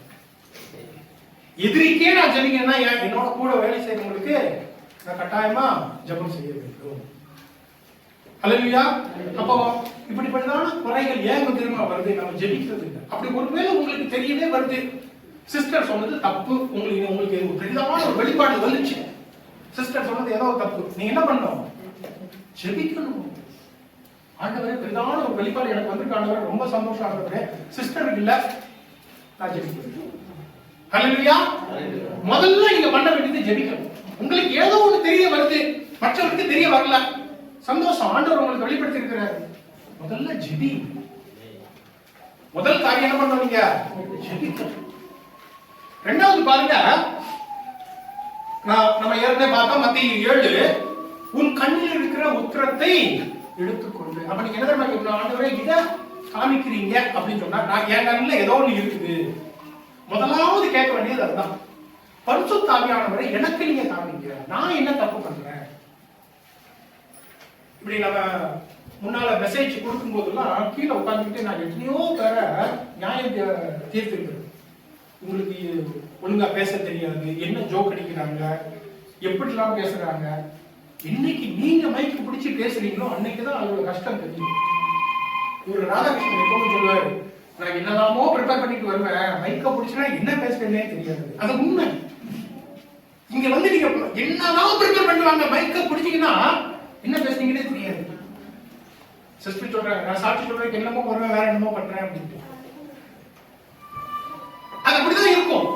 அப்போ ஏன் சொல்றேன் அப்படின்னு சொன்னா, கீழே உட்கார்ந்துக்கிட்டு கை காட்டுறது ரொம்ப ஈஸி. கீழே உட்காந்து என்ன இவரு இதெல்லாம் சொல்லிட்டு இருக்கிறீங்க, இவங்க ஜோக் அடிக்கிறது, ஏதோ ஒண்ணு பேசுறாரு, ஏதோ ஒண்ணு ஜோக் அடிக்கிறாரு, சொல்றது ரொம்ப ஈஸி.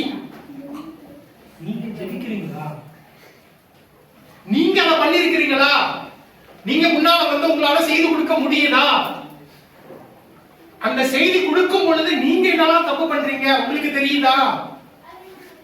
நீங்க பரிசுத்த ஆவியானவரை கேட்கணும், ஆண்டவரே என் கண்ணுல என்ன உத்திரம் இருக்குது, என் கண்ணுல என்ன மரணம் இருக்குது, என் கண்ண எது மறைச்சிட்டு இருக்குது, எனக்கு அதை காமிங்க ஆண்டவரே, அதுக்கப்புறம் நான் அதை பண்றேன். அல்லேலூயா. நமக்குள்ள என்ன இருக்கு, நாம அதை தெரிஞ்சு நாம கிறிஸ்துவ மாதிரி வர்றதுக்கு எவ்வளவோ இருக்கு. கிறிஸ்துவ மாதிரி வரணும்னா எனக்கு ஆசை கிறிஸ்துவ மாதிரி, அதெல்லாம் ரொம்ப பெருசு. எனக்கு பவுல் மாதிரி வந்தாலே போதும். என்னுடைய ஜெபம் எல்லாம் அதுதான், வேலை செஞ்சுக்கிட்டு ஊழியம் செய்யணும். பவுல் மாதிரி பல இடங்களுக்கு போய் ஊழியம் செய்யணும். சிறைகளை அடிக்கும் காலம் இவ்வளவு நாள் நான் அப்படிதான் பண்ணிக்கிறேன், இன்னும் அதிகமாக அது போதும். எனக்கு மற்றவர்களை பற்றி எனக்கு கவலையே கிடையாது. என் கண்ணில் இருக்கிற உதவத்தை நான் எடுத்தாலே போதும். மற்றவங்க கண்ணில் இருக்கிற காரியத்தை எடுக்குங்கிற காரியம் எனக்கு ஆண்டவர் என்ன அழைச்சிருந்தாருன்னா அந்த அழைப்புக்கு தேவையான கிருபைகளை ஆண்டவர் கொடுப்பாரு. அது இல்லைன்னா அது தேவையே. அல்லேலூயா. இன்னொன்னு ஒண்ணு, சரி நீங்க ஜெபிச்சிட்டீங்க, நீங்க பரிசுத்த ஆவியானவரை கேட்டீங்க, இது தவறுதான் அப்படின்னு தெரியுது உங்களுக்கு, இது தவறுதான் அப்படின்னு தெரியுது. எடுத்து படிங்க 2 சாமுவேல் 12:1. 2 சாமுவேல் 12:1. 2 சாமுவேல் 12:1. தாவீது தவறு செய்து படிக்கிறான், பாவம் செய்து படிக்கிறான். ஆண்டவர் என்ன தெரியுமா பண்றாரு? நாத்தானை, அந்த தீர்க்கதரிசியை இன்னொருத்தன் அனுப்பல. நாத்தானை என்ன பண்றாரு? தாவீதினிடத்தில் அனுப்புகிறார். அல்லேலூயா. அவனை போய் நீ சவுல்கிட்ட போய் பேசு, சாலமோன்கிட்ட போய் பேசு, சாமுவேல்கிட்ட போய் பேசு, இல்ல மற்ற ஆசாரியர்களிடத்துல போய் பேசு. ஆண்டவர் என்ன அனுப்புறாரு? குற்றம் செய்தவனிடத்தில் நேரடியாக அனுப்புகிறார். நீ தாவீதுகிட்ட போய் பேசு, வேற யார்கிட்டயும் பேசக்கூடாது. வேற யார்கிட்டயும், தாவீதுகிட்ட போய் பேசு. குற்றம் செய்தவனிடத்தில் நீ நேரா போய் பேசு. ஆண்டவர் அனுப்புறாரு, அதான் முக்கியம். ஆண்டவர் அனுப்புகிறார். உங்களுக்கு அந்த ஒரு வெளிப்பாடு இருக்கணும், வழிநடத்துதல் இருக்கணும். யார்கிட்ட போனோம்? தவறு செய்தவனிடத்துல போங்க. வேற யார்கிட்ட போய் பேசணுங்கிற அவசியம் இல்லை. யூடியூப்ல ஈஸியா போடுறதுக்காக யூடியூப்ல போடக்கூடாது. உங்களுக்கு முடியுமா? பாதி நேரம் தப்பு பண்றாரு, பாதி நேரம் போன் பண்ணி பேசுங்க. அண்ணா நீங்க தப்பு பண்ணிட்டீங்க, அவர்கிட்ட நேரா போய் பேசுங்க. முடியுமா உங்களால? முடியலையா? அமைதியா இருக்கு. உங்களுக்கு தான் அவரை பார்த்தா பயமா இருக்குதுல்ல, அப்ப அமைதியா இருக்கு. ஜான் ஜபராஜ் அவ்வளவு பாடுறாரு, அவர் ஏதோ தப்பு பண்றாரு, உங்களுக்கு தெரியுது, ப்ரே பண்ணிட்டீங்க, தவறுன்னு தெரியுது. பர்சாவின் கேட்டீங்க, தவறுன்னு தெரியுது. உங்களுக்கு அவரை நேரா போய் பார்த்து பேச முடியுமா? பேசுங்க. இல்லையா அமைதியா கூட்டிட்டு உட்காருங்க. அல்லேலூயா. ஆண்டவர் என்ன பண்றாரு? தவறு செய்தவனிடத்தில் நேரடியாக அனுப்புகிறார். நீ தாவீதினிடத்தில் போ, வேற யார்கிட்டயும் போக கூடாது. தப்பு பண்ணா அவன், நீ தாவீதினிடத்துல போ. ஆண்டவருடைய வார்த்தை வருகிறது நாத்தானிடத்துல, அந்த தீர்க்கதரிசிட்ட வருது. என்ன சொல்றாரு? தாவீதினிடத்தில் போ, தவறு செய்தவனிடத்தில் போ, வேற யார்கிட்டயும் போக கூடாது, மற்ற யார்கிட்டயும் பேசக்கூடாது. நமக்கு எல்லாம் வெளிப்படுத்தின விசேஷத்துல ஒவ்வொரு சபைகளுக்கும் எழுதின கடிதங்களை பத்தி நம்ம படிச்சிருப்போம். எத்தனையோ விதத்துல நம்ம அதை தியானிச்சிருப்போம். போன வாரமும் சிஸ்டர் கொடுத்தாங்க. ஆண்டவர் என்ன பண்றாரு? அந்த கடிதத்தை யாருக்கு அனுப்புறாரு? எபேசு பட்டணத்துக்குரிய சபைக்குரிய அந்த கடிதத்தை எபேசு பட்டணத்துக்கு அனுப்புறாங்க. வேற எங்க அனுப்புறாரா? அந்தந்த சபை பண்ணத அந்தந்த சபையில பேசுங்க. இந்த சபையில பிரச்சனையா? இந்த சபையில பேசுங்க. நீங்க ஏன் அடுத்த சபையில போய் பேசிட்டு இருக்கீங்க? ஏன் யூடியூப்ல போடுறீங்க? ஏன் வெளியே போய் பேசிட்டு இருக்கீங்க? இந்த சபையில் பிரச்சனையா? இந்த சபையில உங்களுக்கு பேசுறதுக்கு தைரியம் இருக்குதா? இங்க பேசுங்க. உங்க வீட்டுல உட்கார்ந்துட்டு ஏன் புறமுறுக்கிட்டு இருக்கீங்க? இல்லாத ஆட்கள் பத்தியில ஏன் பேசுறீங்க? ஆண்டவர் என்ன பண்றாரு? தவறு செய்த தாவீதினிடத்தில் தீர்க்கதரிசியை அனுப்புகிறார். அதுதான் தைரியம். ஆவிக்குள்ள தைரியம் இருக்கா உங்ககிட்ட? ஆவிக்குரிய வளர்ச்சி உங்ககிட்ட இருக்கா? தேவனுடைய வார்த்தை தீர்க்கதரிசிக்கு வந்தது உங்களுக்கு இருக்கா? இருந்தா நம்ம பேசலாம். இல்லையா அமைதியா, உனக்கும் அது சம்பந்தமே இல்லை. நாம இன்னைக்கு என்ன பண்றோம்னா, அததான் நம்ம பழைய ஏற்பாடுல பண்ண, எனக்கு இல்லாத காரியத்தை நான் ஆராய்ச்சி பார்த்தேன், அதனால எனக்கு பெரிய தலைவலியே வந்துடுச்சு. நம்மளுக்கு தேவையில்லாத காரியத்துல மூக்குல கூப்பிட்டுட்டே இருக்கிறோம். இன்னைக்கு அதனாலதான் நம்ம சபைகள் வளருவது. நம்ம என்ன வளரணும்? தப்பு பண்ணா அவங்க நேரம் போங்க. இப்ப நம்ம சபையிலேயே நான் சொல்றேன், சபையில ஏதோ ஒரு பிரச்சனை, ஏதோ ஒண்ணு எனக்கு தெரியுது, ஏதோ ஒருத்தர் தப்பு பண்றாங்க, அவங்க கிட்ட நேரா போய் பேசுங்க. சாட்சி சொல்ற மாதிரி வந்து சொல்லுவாங்க. ஒரு எடுத்துக்காட்டு நான் சொல்றேன். இப்போ பியோவுக்கும் ஜெரிக்கும் ஏதோ சண்டை, முன்னால வந்து இப்போ பியோ சொல்றான், சரி என்ன சொன்னானா எனக்கு ஒரே மனசு கஷ்டமா இருந்துச்சு, ஆண்டவர் என்ன தேய்ச்சிட்டாரு, ஆண்டவருக்கு அல்லேலூயா. அவன் மேல தப்பு இருந்துச்சுன்னா அவன்கிட்ட போய் இருந்தாலும் நீ நேரா பேசு. நம்ம அப்படி பண்றது கிடையாது. இங்க வந்து ஒருத்தர் குத்தி காமிச்சுக்கிட்டு அப்புறம் அவன் வருவான், அவன் தான் என்ன முதல்ல அடிச்சான், ஆண்டவர் என்ன குணப்படுத்திட்டாரு, ஆண்டவருக்கு ஸ்தோத்திரம். பண்றமா இல்லையா? நடக்குதா இல்லையா? இங்கேயே கேட்டுக்கிறேன். உங்களுக்குள்ள இருக்கிற பிரச்சனைகளை நேரம் பேசி தீர்த்துக்கோங்க. சபைக்குள்ள கொண்டு வந்து ஒருத்தர் தாக்கணும் அவசியம் கிடையாது. ஆண்டவர் என்ன பண்றாரு? தாவீது தவறு செய்தா தாவீது தான் அனுப்புறாரு, வேற யார்கிட்ட அனுப்புறாரு? அப்போ உங்களுக்கு ஏதோ ஒரு தப்பு தெரியுது, இப்போ சிஸ்டர் ஏதோ தப்பு பண்றாங்க, சிஸ்டர்கிட்ட போய் பேசுங்க, வேற யார்கிட்டயும் பேசாதீங்க. ஜெரோம் ஏதோ தப்பு பண்றான்னு உங்களுக்கு தெரியுது, ஜெரோம்கிட்ட போய் பேசுங்க, வேற யார்கிட்டயும் பேசாதீங்க. ஜோயல் ஏதோ தப்பு பண்றான் உங்களுக்கு நல்லா தெரியுது, ஆண்டவர் வெளிப்படுத்துறாரு, சந்தோஷம், அவன்கிட்ட போய் பேசுங்க, வேற யார்கிட்டயும் பேசாதீங்க. உங்களுக்கு அந்த தைரியம் கிடையாது, நமக்கு அந்த தைரியம் கிடையாது. நாம சொன்னோம், எனக்கு ஜான் ஜெபராஜ் போன் நம்பர் இல்லையே, அவரை பத்தி எனக்கு தெரியாது, அப்படி அவரை பத்தி பேசவே வேண்டாம். உங்களுக்கு அவருக்கு சம்பந்தமே இல்லை, பேசவே வேண்டாம்.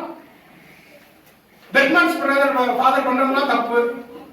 அவர் நம்பர் இருக்கா, அவருக்கு நேரம் போய் உங்களால பேச முடியுமா, பேசுங்க. இல்லையா அமைதியா இருக்கு, அதுக்கும் உங்களுக்கு சம்பந்தமே கிடையாது. இன்னைக்கு நம்ம உடனே என்ன பண்றது, பெர்க்மன்ஸ் ஃபாதர் எல்லாம் தப்பு பண்றாரு, நம்ம யூடியூப்ல போடுறது. அது ஒரு பெரிதான ஒரு தவறு. அப்ப என்ன ஆகுமா, ஆண்டவர் என்ன சொல்றாரு, பாழாய் போகும் இந்திய சபைகள், பாழாய் போகும். ஒரு அது திரும்பி வரக்கூடியதான, தவிர்த்து வரக்கூடியதான எந்த ஒரு காரியமும் இல்லாமல் போய்விடும். ரொம்ப எச்சரிக்கையாக இருக்கு. நாம சபைகளுக்குள்ளாக நம்ம மற்ற வீடுகளில் இருந்து பேசும் பொழுது ரொம்ப கவனமாக எச்சரிக்கையோடு இருக்கிறது. முதல்ல நம்ம பண்ண வேண்டியது என்னது, ஜெபம். பரிசுத்த ஆவி, அடுத்தபடியா பரிசுத்த ஆவியானவர்களை போய் கேட்கணும், ஆண்டவரே எனக்கு இதை காண்பிக்கிறீரா, அப்ப என்னது, எனக்கு ஏதோ இருக்குது ஆண்டவரே, என்கிட்ட என்ன இருக்குது சொல்லுங்க. இது நான் நிறைய நம்ம வசனங்கள் பார்க்கலாம். மத்தேயு ஏன் இவ்வளவு வசனம் நான் கொடுக்குறேன் அப்படின்னு சொன்னா, நார்மலா இந்த மெசேஜ்ல இவ்வளவு வசனம் கொடுக்க மாட்டேன். ஏன் அப்படின்னு சொன்னா, பைபிள்ல இது அதிகமாக பேசப்பட்டிருக்கிறது. மத்தேயு 18ல படிச்சீங்க அப்படின்னு சொன்னா, உன் சகோதரன் உனக்கு எதிராக குற்றம் செய்தால், ஆண்டவர் என்ன சொல்றாரு, மத்தேயு 18 எடுத்துக்கொள்ளுங்கள். மத்தேயு 18, 15, 16, உன் சகோதரன் உனக்கு விரோதமாக குற்றம் செய்தால் நீ என்ன பண்ணணுமா, உனக்கு எதிராக அவன் ஒருத்தன் குற்றம் செய்யறான், என்ன தெரியுமா பண்ணணுமா, நீயும் அவனும் வேற யார்ட்டையும் போக கூடாது. உனக்கு எதிராக ஒருத்தன் தவறு செய்யறான், என்ன பண்ணணுமா, நீயும் அவனும் தனித்திருக்கையில் அவனுக்கு போய் பேசு. சரி, அவன் கேட்கல, என்ன பண்ணணுமா, 2 சாட்சிகளை எடுத்துக்கொண்டு அவனிடத்துல போய் பேசு. இன்னைக்கு அதான் நடக்கும். நம்ம சபை வளரணும் அப்படின்னு சொன்னா, சபைக்குள்ள ஏதாவது பிரச்சனைகள் வரலாம். அதுதான் ஆண்டவர் இங்க சொல்றாரு, சபையில ஏதாவது ஒரு பிரச்சனைகள் வரலாம், ஒரு மனத்தாங்கல் வரலாம். நான் சொன்னது ஏதோ உங்களுக்கு மனசு கஷ்டமா இருக்கலாம், நீங்க சொன்னது எனக்கு ஏதோ மனசு கஷ்டமா இருக்கலாம். என்ன பண்ணணும், நான் சொன்னது உங்களுக்கு மனசு கஷ்டமா இருக்குது, என்ன பண்ணணும், என்கிட்ட வந்து பேசு. நீங்க சொன்னது தப்பு பண்ணுங்க, நான் அப்படி பண்ணவே இல்லை, ஓகே. நான் கேட்கல, என்ன பண்ணணுமா, 2 சாட்சிகளை எடுத்துட்டு வந்து ஊரெல்லாம் போய் குறை சொல்லுன்னு சொல்ல ஆண்டவர் என்ன சொல்றாரு, என்ன. இதுதான் நாம் பைபிள் பிரகாரமாக நடப்பது என்றால், இதுதான் பைபிள் பிரகாரமாக நடப்பது. ஏதோ நான் பைபிள் படிச்சேன், நான் கரெக்டா சர்ச்சைக்கு கரெக்ட் டைமுக்கு நான் வந்துட்டேன், நான் வந்து அதிகமா ஜெபம் பண்ணுவேன், சத்தம் போட்டு ஜெபம் பண்ணுவேன், நான் ஜெபம் பண்ணேன்னா 4 தெருவுக்கு கேட்கும், அதெல்லாம் அப்படி கிடையாது. கிறிஸ்தவ வாழ்க்கை கிடையாது, இதுதான் கிறிஸ்தவ. அதனாலதான் ஆண்டவர் சொல்றாரு, இது கஷ்டமாச்சா, கஷ்டம் தான். அதனாலதான் ஆண்டவர் சொல்றாரு, சிலுவையை எடுத்துக்கொண்டு என் பின்னாலே வா. அல்லேலூயா. அப்ப நம்ம சிலுவையை எடுத்துக்கொண்டு தான் போகணும். அதனாலதான் பவுல் வந்து அவ்வளவு பெரிதாய் பயன்படுத்தப்பட்டார். ஏன், அவருக்கு முன்னாலேயே சிலுவைதான், அவர் தூக்கிட்டு போறதும் சிலுவைதான், எல்லா பக்கமும் சிலுவைதான். அதனாலதான் அவர் அவ்வளவாக பயன்படுத்தினார். தேவனுடைய வார்த்தையின் பிரகாரமாக நடந்தார், அதனாலதான் அவர் அவ்வளவாக பயன்படுத்தினார். ஹல்லேலூயா. இப்போ ஒருவேளை உங்களுக்கு நேரா போய் பேச முடியல, அவரு அங்க இல்ல, உங்களுக்கு தெரியாது, அப்ப என்ன பண்ணணும், ஆண்டவர் போட்டிருக்க பாருங்க, பிலிப்பியர் 2:3, ஒன்றையும் வாதினாலாவது வீண் பெருமையினாலாவது செய்யாமல் மனத்தாழ்மையினால ஒருவரை ஒருவர் தங்களிலும் மேன்மையாக கருதி கொள்ளுங்க. உங்களுக்கு அதை பத்தி சம்பந்தமே இல்ல, எனக்கு ஜான் ஜெபராஜ் போன் நம்பர் கிடையாது, அவரை எனக்கு தெரியாது, அப்ப என்ன பண்ணக்கூடாதா, வீண் பெருமையினால நான் எதுவுமே பண்ணக்கூடாது. அப்படி பண்ணணும் வீண் பெருமை, அதான் பவுல் சொல்றார், அது வீண் பெருமை. நீங்க தவறாய் பேசாதீர்கள். எபேசியர் 4:29 கெட்ட வார்த்தை ஒன்றும் உங்கள் வாயிலிருந்து புறப்பட வேண்டாம். கெட்ட வார்த்தை ஒன்றும் உங்களுடைய வாயிலிருந்து புறப்பட வேண்டாம். தவறான வார்த்தை, கெட்ட வார்த்தைனா என்ன, தவறான வார்த்தை. ஏன் தெரியுமா, அடுத்தபடியா என்ன போட்டுருக்கு பாருங்க, பக்தி விருத்திக்கு ஏதுவான நல்ல வார்த்தை உண்டானால் அது மட்டுமே போதும். அதுவே உண்டான, அதுவே பெரிய வார்த்தை, அதுவே நம்மளால பேச முடியாது எப்பவுமே. என்ன சொல்றாரு பவுல், எப்படியா எழுதுகிறார், பக்தி விருத்திக்கு, நீங்க பேசுறது எல்லாம் பக்தி விருத்திக்கு தான் உங்களுக்கு பேசணும். நீங்க பக்தி விருத்திக்கு உண்டான நல் வார்த்தை, அது மட்டும் என்னவா, கேட்கிறவர்களுக்கு பிரயோஜனம் உண்டாகும்படி பேசுங்கள். அப்ப நீங்க பேசுறது எல்லாம் கேட்கணும், நீங்களே ஆராய்ந்து பார்க்கணும். காலையில எழுந்து நீங்க ஜெபிக்கணும். ஆண்டவரே இன்னைக்கு நான் பேசுறது எல்லாம் கேட்கிறவங்களுக்கு பிரயோஜனமா இருக்கணும். என்னுடைய ஆபீசர்கிட்ட நான் பேசுனேன்னா அவருக்கு பிரயோஜனமா இருக்கணும். என்னோட வேலை பார்க்கிறவங்களோட நான் பேசினேன்னா அவங்களுக்கு பிரயோஜனமா இருக்கணும். என்னுடைய மனைவிட்டு நான் பேசினேன்னா அவங்களுக்கு பிரயோஜனமா இருக்கணும். என்னுடைய கணவர்கிட்ட பேசினேன்னா அவங்களுக்கு பிரயோஜனமா இருக்கணும். என்னுடைய பிள்ளைகிட்ட பேசினேன்னா அவங்களுக்கு பிரயோஜனமா இருக்கணும். என் ஸ்கூல்ல நான் பேசினேன்னா அவங்க கூட படிக்கிறவங்களுக்கு பிரயோஜனமா இருக்கணும். ஆண்டவரே அதுக்கு நீங்க அப்படி வாழ்ந்தீங்கன்னு வச்சுக்கோங்களேன், எங்கேயோ பெருமை கிடைச்சுக்கோங்க. நம்முடைய சபை எவ்வளவோ வரும். கேட்கிறவர்களுக்கு பிரயோஜனம் உண்டாகும்படியாக பேசுங்கள். ஹல்லேலூயா, ஹல்லேலூயா. நீதிமொழிகள் 20:19 பாருங்க. நீதிமொழிகள் 20:19 தூற்றிக்கொண்டு திரிகிறவன், தூற்றிக்கொண்டு திரிகிறவன், மற்றவர்களை பற்றி தப்பா பேசிக்கிட்டே போறவன், தூற்றிக்கொண்டு திரிகிறவன், அப்படியே மற்றவங்களை பற்றி குறை சொல்லிக்கிட்டே போறது. இன்னைக்கு உங்களை பத்தி குறை சொல்றவன் உங்ககிட்ட வந்து மற்றவங்களை பத்தி குறை சொல்றவன் உங்களை பத்தி மற்றவங்க குறை சொல்லுவான். தூற்றிக்கொண்டு தெரிகிறவன் ரகசியங்களை வெளிப்படுத்துவான். ஆதலால் தன் உதடுகளினாலே அளப்புகிறவனோடு கலவாதே. சொன்னேன் அர்த்தம். அந்த மாதிரி ஒரு யூடியூப் வருது, வீடியோ வருது, நீங்க ஏதோ பார்த்துட்டு இருக்கீங்க, அது வருது, உடனே டெலிட் பண்ணுங்க. அது தேவையே இல்லை. உங்களுக்கு ஏதோ வாட்ஸ்அப்ல வருது, இந்த பாரியா இதெல்லாம் பண்றாரு அப்படின்னு உங்களுக்கு வாட்ஸ்அப் வருது, உடனே அதை டெலிட் பண்ணுங்க. ஃபார்வர்ட் பண்ணக்கூடாது. ஒரு 4 பேருக்கு அப்படின்னு பண்ணக்கூடாது, உடனே டெலிட் பண்ணுங்க. தவறான காரியங்கள் நடந்தா என்ன பண்ணிடணும், நீங்களே நிறுத்திடணும். அதுக்கு மேல அதை ஃபார்வர்ட் பண்ணக்கூடாது. நல்ல காரியங்களை ஃபார்வர்ட் பண்ணுங்க. கேட்கிறவர்களுக்கு பயனுள்ள காரியங்களை மட்டும் நீங்க ஃபார்வர்ட் பண்ணுங்க. இல்லைன்னா தேவையே. அதுதான் பைபிள்ல போட்டுருக்கு. நீங்கள் இப்படியாக தவறான காரியங்களை செய்யாதீர்கள். ஹல்லேலூயா. கடைசியா 2 வசனங்களை சொல்லி நான் முடிக்க விரும்புகிறேன்.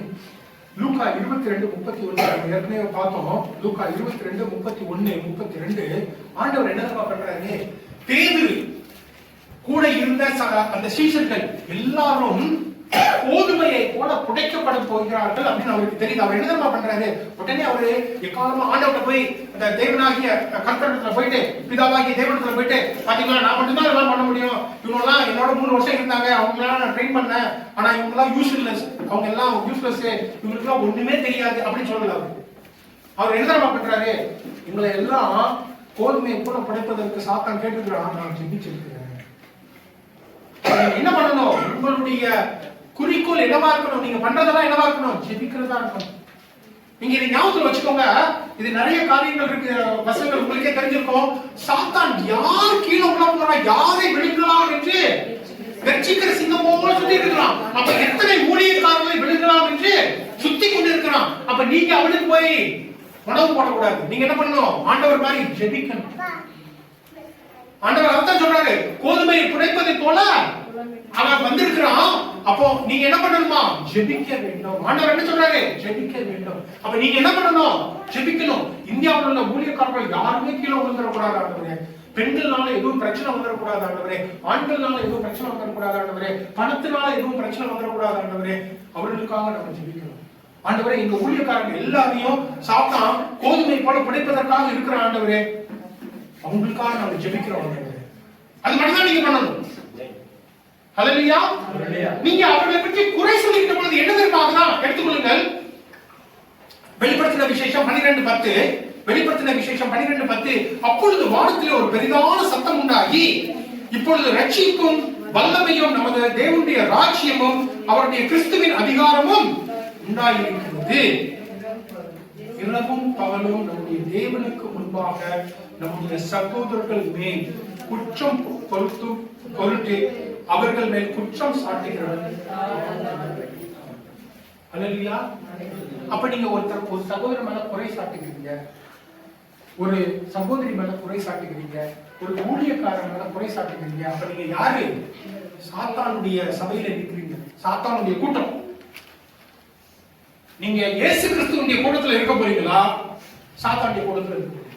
இயேசு கிறிஸ்து என்ன பண்றாரு, கோதுமை போல படைப்பதற்கு இருக்குது, நான் உங்களுக்காக ஜெபிக்கிறேன்.